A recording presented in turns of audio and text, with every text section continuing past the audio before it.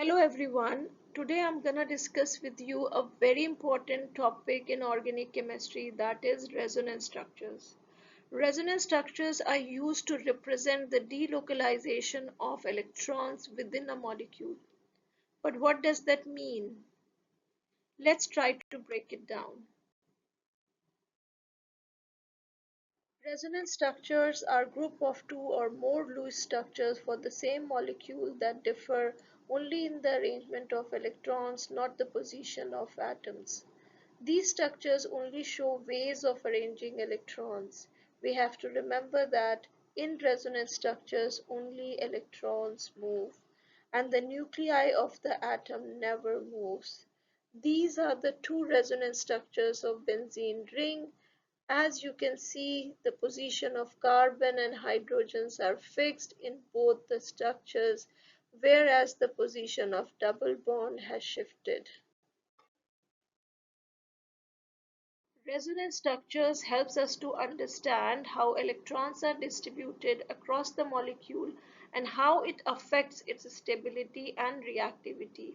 By knowing the electron distribution in a resonance structure, we can predict its stability as well as the reactivity. These two structures are the resonance structures of acetate ion. As you can see, the position of atoms are the same, but the position of double bond and the negative charge has been changed. This double-headed arrow is always used between the two resonance structures. One more arrow that we are going to use while drawing the structures is this curved double-headed arrow that shows the movement of two electrons from one position to another position. Few rules we need to follow while drawing the resonance structure. Only electrons that can move in a resonance structure are pi electrons. Non-bonded electrons, also known as lone pair electrons. We have to remember that sigma bonds are never broken or made in a resonance structure. Electrons can move in three ways. Lone pair can move to form a pi bond. Pi bond can move to form a lone pair. Pi bond can move to form a pi bond but on another position. Let's try to understand the resonance structure with the help of few examples. Here we have a propene carbocation. This carbocation is a type of allylic carbocation where carbon with the positive charge is present adjacent to the double bond. Here we have a sigma bond and pi bond. Carbon with the positive charge is having 3 bonds. It's electron deficient and it's unstable. To stabilize this carbocation, we need one more bond. We cannot use sigma bond in resonance structure for this purpose. We can only use pi or lone pair. But here is a condition. The pi bond should be one bond away from the carbocation. In this example, the pi bond is one bond away, so we can use pi bond to complete the octet of this carbon. First, I'm giving the number to this carbon. Now I'm gonna shift the pi bond from 1 2 carbon to 2 3 carbon, resulting in the formation of this resonance structure where the pi bond is now located between the carbon 2 and 3 and the positive charge on carbon 1. This resonance structure can be stabilized again by shifting of pi bond from 2 3 carbon to 1 2 carbon, resulting in the formation of this carbocation. These two are the resonance structure of propene carbocation. Here I have shown the dash bond formula for the same structure. As you can see that the shifting of pi bond results in the formation of two resonance structures. The positive charge is not fixed at one carbon, it is shared between the two adjacent carbons. We can also say that positive charge is delocalized.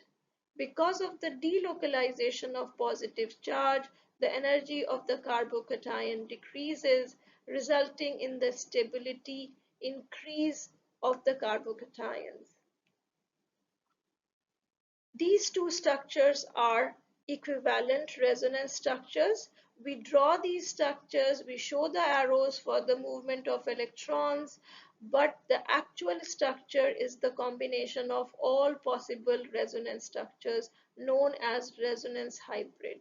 Here is the resonance hybrid for the allylic carbocation, where positive charge and the double bond is delocalized over the adjacent carbon. Next example is of acetate ion. In acetate ion, the carbonyl carbon is double bonded to one oxygen which has a full octet and no charge, and single bonded to the oxygen which is having a negative charge. Here the negative charge is one bond away to the pi bond. The lone pair of the negatively charged oxygen can be shifted to make a pi bond between the carbon and oxygen, and this will push the pi bond of the carbonyl to move to the oxygen, resulting in the formation of the resonance structure where now the pi bond is present between the carbonyl carbon and the oxygen, and the negative charge is now present on this oxygen. These two are the resonance structure of acetate ion. Here I have shown the dashed line structure of these acetate ions. By shifting the negative charge and pushing the pi bond away, we can make the two resonance structures of these ions. The lone pair is shifting to make a pi bond. So this is an example of lone pair move to make a pi bond. In this case, pi bond is shifting to make a lone pair. So this is an example of pi bond moves to make a lone pair. In these two structures, the negative charge is distributed between the oxygen, and pi bond is also shifting. That means there is delocalization of charge. Delocalization results in the decrease in energy of these ions, and therefore the stability of these ions increases. The resonance hybrid of the acetate ion is shown here, where the negative charge and the double bond is distributed between the oxygen atoms. This structure, the carbonyl carbon, is double bonded to the oxygen, single bonded to the carbon, and single bonded to the nitrogen. Double bond is having sigma and pi bond. Oxygen, being electronegative, can pull the pi electrons towards itself. This shifting of the pi bond will make the resonance structure where carbon is positively charged and oxygen is negatively charged. The carbocation is unstable because it's having only 3 bonds, its octet is incomplete. To stabilize this carbocation, we need to make one more bond with this carbon. The nitrogen next to the carbon is having a lone pair, so we can use these lone pair to make a pi bond between the carbon and nitrogen.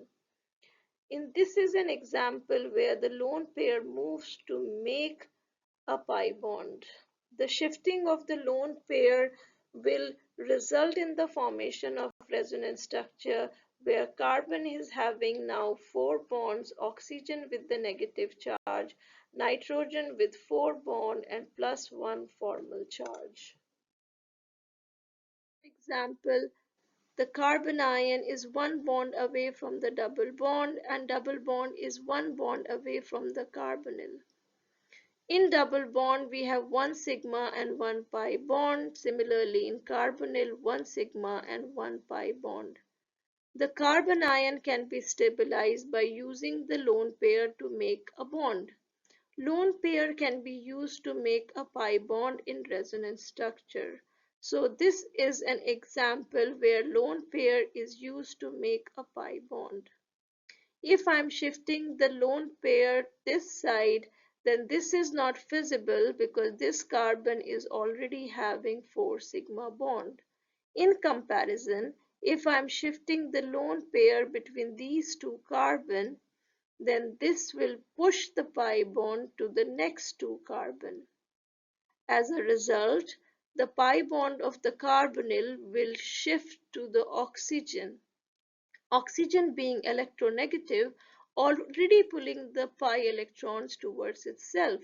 This shifting of the pi electrons and the lone pair in conjugation result in the formation of this resonance structure, where oxygen is having a negative charge. The pi bond shifted to between these two carbon and the lone pair shifted to make a pi bond between these two carbon.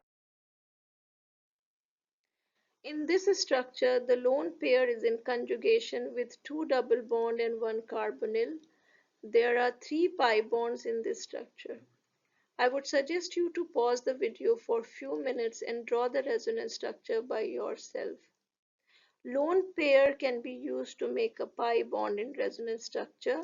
So I'm using these lone pair to make a pi bond between these two carbon, which will push the pi bond here, and this pi bond will be shifted here. The pi bond of the carbonyl will move to the oxygen, oxygen being electronegative, already pulling the electrons towards itself. Because of the shifting of the pi electrons and lone pair, the resonance structure will be like this, where oxygen will have the negative charge and there are three double bonds in conjugation. Through this video, we have learned how resonance structures illustrate delocalization of electrons within a molecule. We explored how moving electrons between different resonance forms helps us to understand the true distribution of electrons in a molecule. If you found this explanation useful, please give the video a thumbs up and subscribe for more educational content. I would love to hear your thoughts, so feel free to leave any questions or comments below. Thanks for watching and don't forget to like, share and subscribe. Keep exploring and stay curious.